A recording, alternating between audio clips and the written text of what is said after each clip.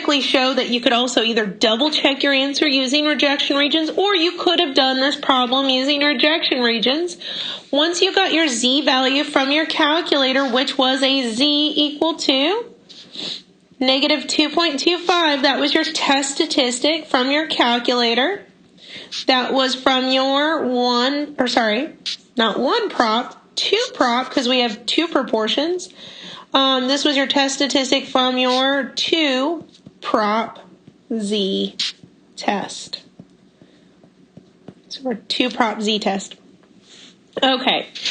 Remember, the test statistic, you want to determine if it falls in the rejection region.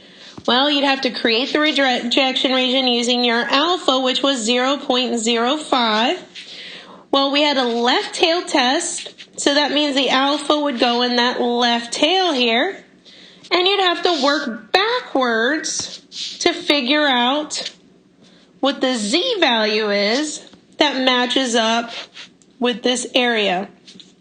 Well, how do you find the z value that matches up with an area of 0.05? Well, it's already an area to the left, so that's what we need to know. And to find the actual z, remember we use that inverse norm function on our calculator, which needs an area to the left, which is what we have, of 0.05, and it will spit out a z value of negative 1.645. That's how we're coming up with the z value here, using the inverse norm function on our calculator, or you can use the standard normal distribution table.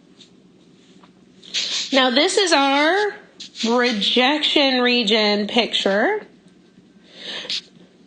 So the question would be, does our test statistic, the z value that popped out from our calculator, fall inside the rejection region?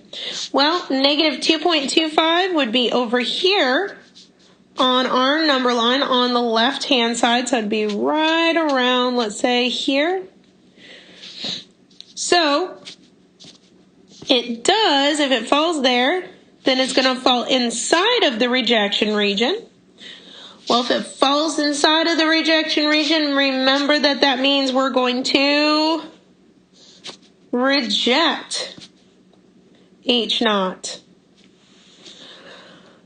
Well, then we have to go back to what is our H naught and what is our H1. Remember, our H naught had the greater than or equal to, the H1 had the less than, and that was also our claim. So if we are rejecting H naught, that means we will accept H1, which was our claim. So because you're accepting, you're actually doing something, you'd say there is sufficient evidence to, what are you doing? You are accepting or supporting the claim that the proportion was less in 1993 than it is now. Notice you get the exact same answer, just doing it a different way by coming up with a rejection region by finding what are called critical values.